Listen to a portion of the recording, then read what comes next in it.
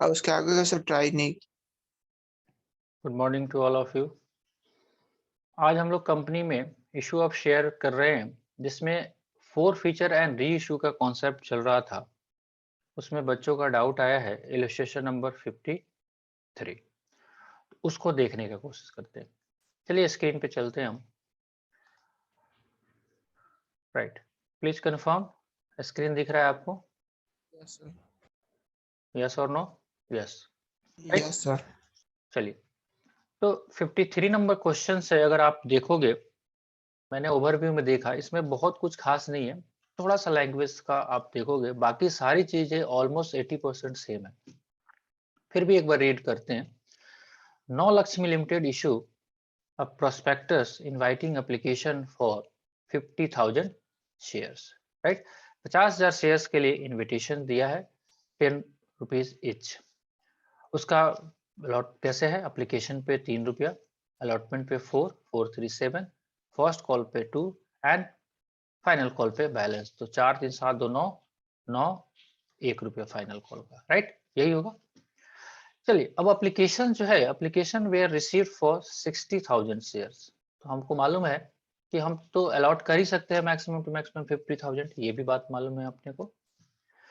अब जो एप्लीकेशन आया है वो 3 कैटेगरी में आया है, category 1, category 2 and category 3। Right, अगर सबको आप काउंट करोगे तो ये 60,000 होगा। 30 20 50 10 60, वर्किंग हम कर रहे हैं यहाँ पे। मतलब 60,000 शेयर सप्लाई हुआ, और अलॉट कितना कर सकते हैं हम? कितना कर सकते हैं? मैक्सिमम 50। तो 10,000 से वाले को फुल, यानी कि 10,000, 15 10 25 25 50। तो न्यूमेरिकली ये कॉन्सेप्ट सही है। अब केवल आपको ध्यान देना ये है कि 10,000 जो शेयर अप्लाई जिसने किया था उसको पूरा दे दिया, 10,000 वाले को 10,000, 20,000 वाले को कितना? 15,000। यानी कि अगर 20,000 वाले को अगर रेशियो निकाले, यहाँ तो इक्वल है, जितना अप्लाई किया है उतना दे दिया। 20,000 वाले को 15,000, यानी कि हर 4 शेयर होल्डर को 3 शेयर। ये एप्लीकेशन है और ये अलॉटमेंट है। राइट, इतना बात समझ में आ रहा है। और थर्ड कैटेगरी जो है उसमें हर 6 शेयर होल्डर को 5 शेयर, यही रेशियो बन रहा है। अगर 4 आपने अप्लाई किया है तो आपको 3 शेयर मिलेगा। एक का क्या करना है? या तो रिफंड करेंगे या आगे एडजस्ट करेंगे, क्वेश्चन जैसा कहेगा।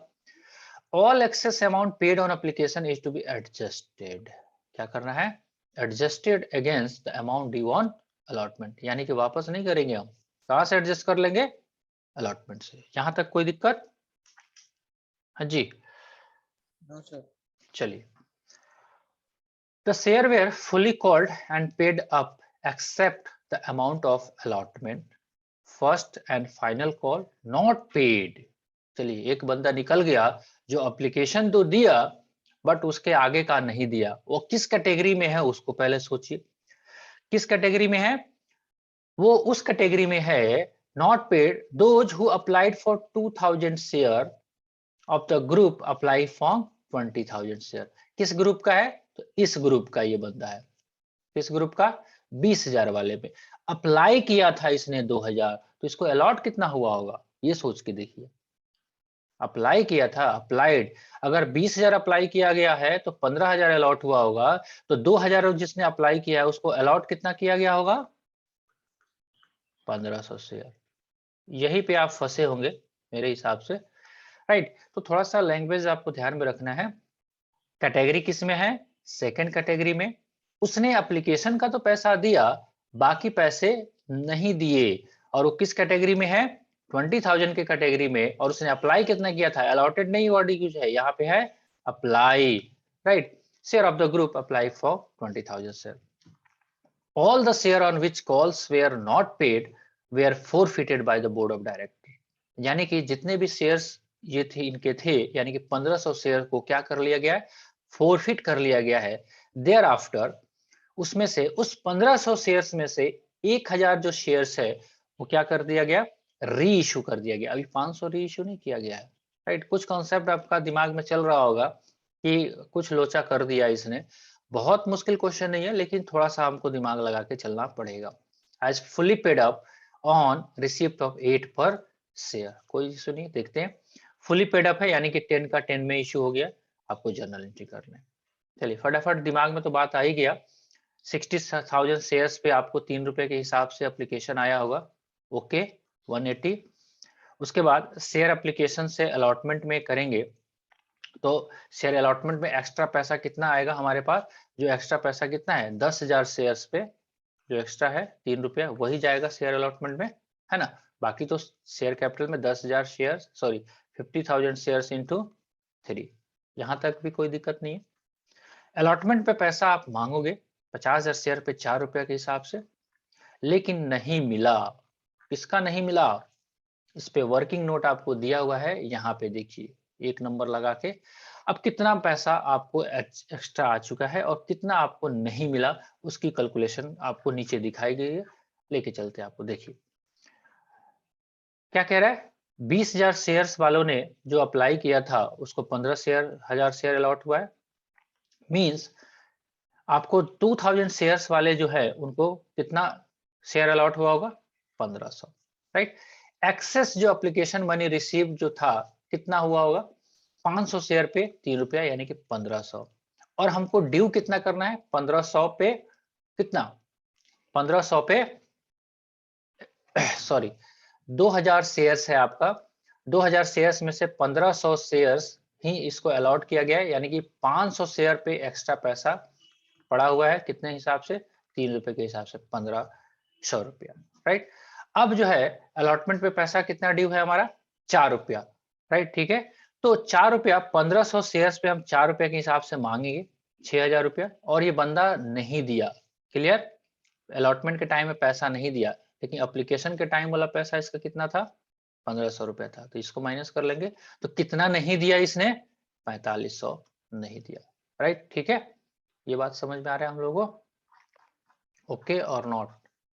ठीक है जी। Yes, तो sir. हमारे पास ये फिगर आपके पास निकल के आ गया, राइट। ठीक है, चलिए तो यहाँ से निकल के आ गया। यहाँ तक भी कोई इशू नहीं होगा आपको। अब फर्स्ट कॉल मांगिए, सेकेंड कॉल मांगिए, सब मांगिए, मांगते रहिए, वो देगा ही नहीं आगे, राइट।